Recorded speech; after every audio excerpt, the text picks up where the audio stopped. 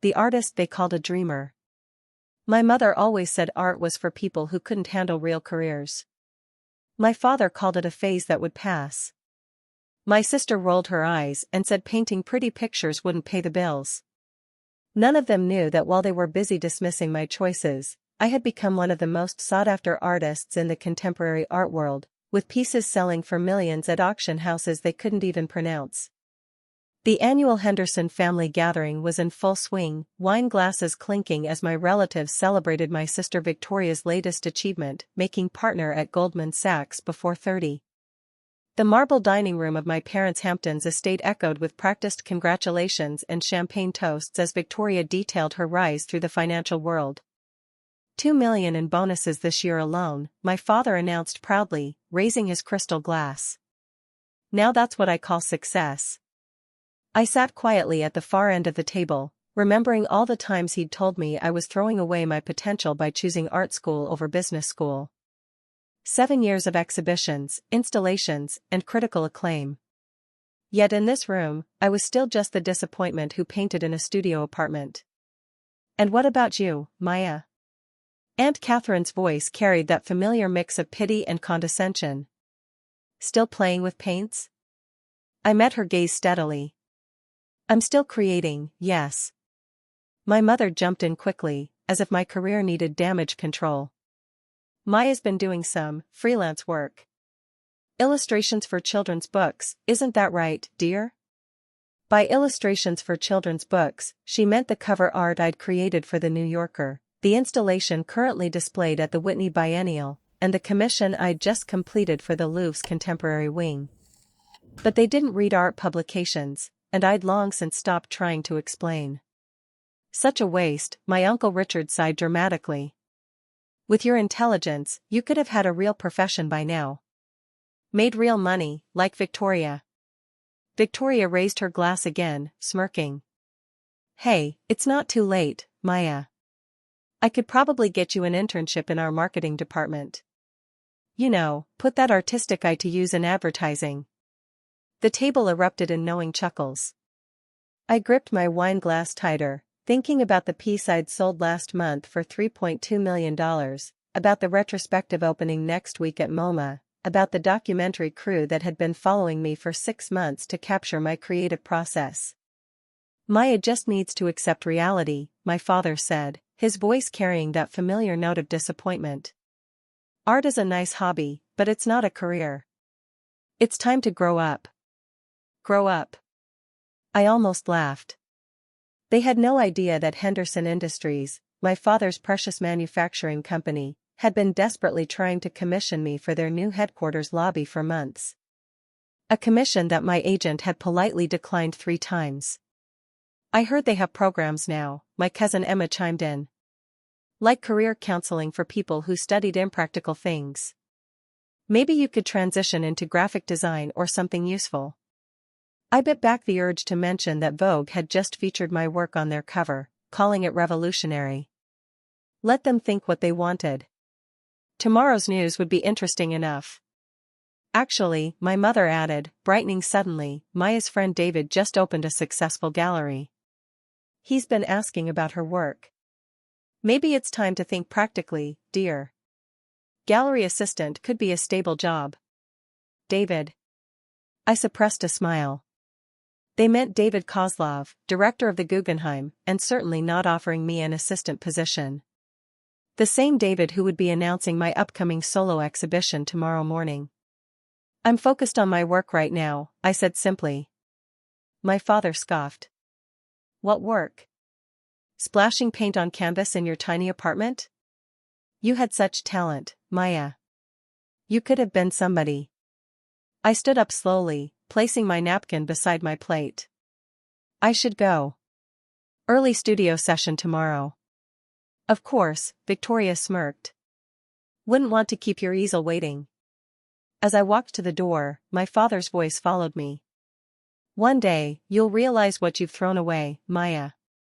The Henderson name used to mean something in this industry.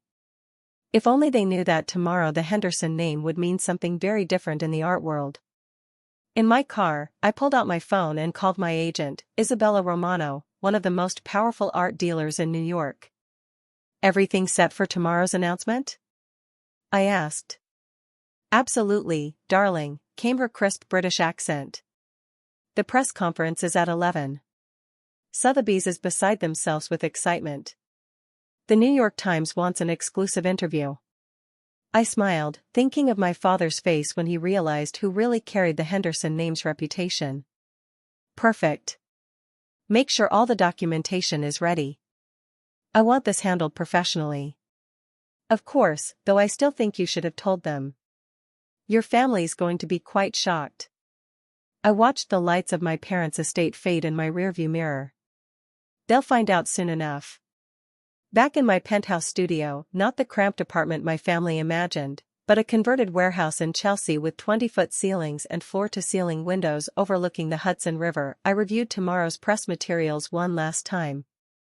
The headline would read, "Maya Henderson's Metamorphosis series breaks auction records, sells for $47 million. The same series I'd been working on for 2 years while my family mocked my finger painting. My phone buzzed with a text from Victoria. "Seriously, Maya, think about that internship. Better than starving artist life." I set the phone aside and opened my laptop, pulling up the ArtNet article that would be published tomorrow morning. "Henderson's revolutionary technique reshapes contemporary art market." Sometimes the best revenge isn't telling people they're wrong. It's letting them discover it on the morning news. I opened my walk-in closet, pushing aside the paint-stained clothes to reveal the Chanel dress I'd wear to tomorrow's press conference. Tomorrow, I wouldn't be Maya Henderson, the family dreamer. I would be Maya Henderson, the artist whose work museums fought to acquire, whose exhibitions drew lines around city blocks. My father always said the Henderson name meant something in business. Tomorrow, he'd learn just how right he was, just not in the way he expected. I picked up a framed photo from my desk, me at 22, covered in paint in my first real studio, grinning despite my family's obvious disapproval at the gallery opening. 7 years, countless sleepless nights, and 3 museum acquisitions later, I was about to show them exactly what their impractical daughter had become. The next morning, I arrived at Sotheby's auction house an hour before the press conference. My Chanel dress was pristine, my hair styled by the same team that worked with A-list celebrities. The security guard at the entrance did a double take when he saw my name on the VIP list. "Ms. Henderson, are you related to the Henderson Industries family?" "Yes," I said simply. "Richard Henderson is my father."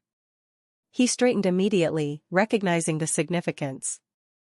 "Ma'am, Mr. Kozlov is waiting for you in the executive viewing room."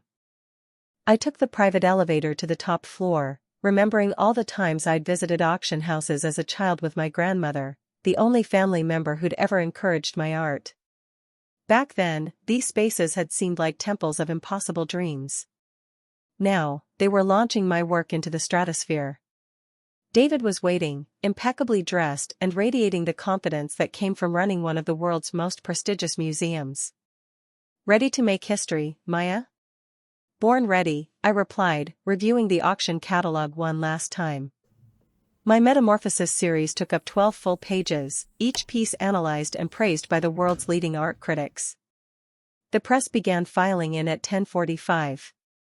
Representatives from Art News, Art Forum, the Financial Times. My parents entered last, looking confused and out of place. They'd received anonymous invitations that morning, supposedly from a business contact interested in meeting them.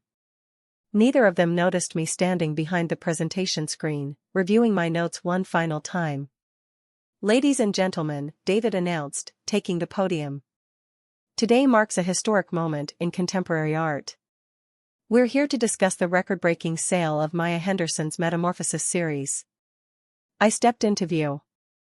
The color drained from my father's face.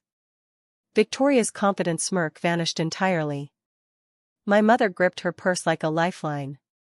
"Good morning," I said, my voice carrying the authority that came from 7 years of gallery talks and museum lectures.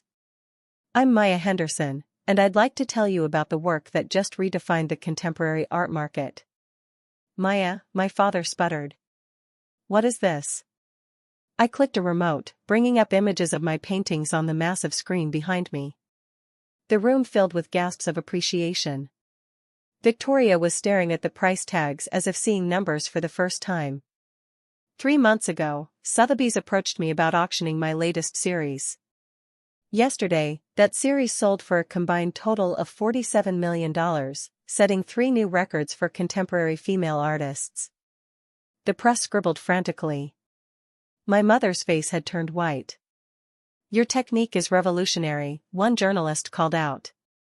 "How do you respond to critics who say you've created an entirely new movement?" I smiled, letting them absorb the magnitude of what they were hearing. I believe art should challenge perceptions. Sometimes that means working in isolation until the world is ready to understand. My father tried to regain his composure. "Now, wait a minute, Maya. You can't just..." "That's Miss Henderson," David cut in sharply. "And she absolutely can. In fact, she's just been commissioned for the largest public art installation in New York City history." I laid out the details: a massive sculpture garden in Central Park, a solo exhibition at the Guggenheim spanning 3 floors, and a documentary about my work premiering at Sundance next month. The numbers made several journalists whistle in appreciation, but they knew, as we did, that this was just the beginning. "If I may add," I continued, "the installation will explore themes of family expectations and personal authenticity. It's called Breaking Free." As the press conference ended, my father remained seated, staring at me as if seeing a stranger. Victoria lingered by the door, her earlier arrogance replaced by shock. All this time, my father finally said, "You were successful. Internationally successful. Why didn't you tell us? Would you have believed me?" I asked quietly. "Or would you have dismissed it like everything else I've done?" Victoria stepped forward hesitantly. "Maya, I didn't know. I mean, $47 million. Clearly, I cut her off. "By the way, that internship you offered? I make more in a month than you do in a year. And that's just from one piece." I gathered my materials, preparing to leave. My father stood up suddenly. "Perhaps we could discuss this as family." I turned back, meeting his eyes. "Family? Last night you said I needed to grow up, that I'd never be anybody." "Well, this is who I am, Dad. This is what I've built." David appeared at the door. "Ready, Maya? The Times photographer is waiting for the studio shoot." "Studio shoot?" my mother whispered. "Yes," I replied. "Turns out splashing paint in a tiny apartment can lead somewhere after all." Later that evening, my phone exploded with messages. My mother, suddenly proud of her artist daughter. Aunt Catherine, apologizing for her remarks. Cousins wanting to know if I could help them get into galleries. I ignored them all and poured myself champagne in my studio, enjoying the view of the city lights reflecting off the Hudson River. A week later, the New York Times arts section featured a 6-page spread on my work. The headline read, "Maya Henderson, the artist who redefined success." My father's business contacts were calling, wanting to commission pieces. Victoria's firm was desperately trying to get me to consider them for my investment portfolio. I didn't respond to most of the requests. Instead, I was in my studio, working on my next series, inspired by the theme of family blindness. My father sent a long email trying to explain, to apologize, to understand. "I was wrong," he wrote. "You've achieved something I never imagined possible." I finally replied with 2 sentences, "I didn't achieve something, Dad. I always was something. You just couldn't see it." 3 months later, my Guggenheim exhibition opened to record crowds. The opening night was attended by celebrities, museum directors, and collectors from around the world. My family sat in the back, watching as their impractical dreamer daughter gave interviews to international press. My mother cried. My father looked shell-shocked. Victoria actually tried to network, though she completely misunderstood the art world dynamics. That evening at the after-party, a young art student approached me. "Ms. Henderson, your speech about following your vision despite criticism, it really inspired me. My family doesn't support my art either." I smiled, remembering that photo of me at 22, covered in paint while my family frowned in the background. Let me tell you something, I said. Success isn't about proving others wrong. It's about proving yourself right. The student listened intently as I shared my journey. Around us, the party continued in my honor, critics, collectors, and cultural leaders celebrating work that had once been dismissed as finger painting. Through the gallery windows, I could see my family huddled together, still looking lost in this world they'd never understood or respected. Sometimes, I continued, the path everyone tells you to avoid is exactly the one you're meant to take. I touched the catalog of my exhibition, remembering all the nights I'd worked alone while Victoria attended networking events. All the pieces I'd completed while my family went to business dinners. All the recognition I'd earned while they mocked my choices. My father had always said the Henderson name meant something in business. He was right. But now it meant something entirely different in the art world. Something he never expected. Something he couldn't control or understand. It meant vision. It meant courage. It meant proving that sometimes the highest achievements come from daring to disappoint the right people, and that the most beautiful revenge is living your truth so fully that the world can't ignore it. The dreamer had awakened to find herself exactly where she belonged.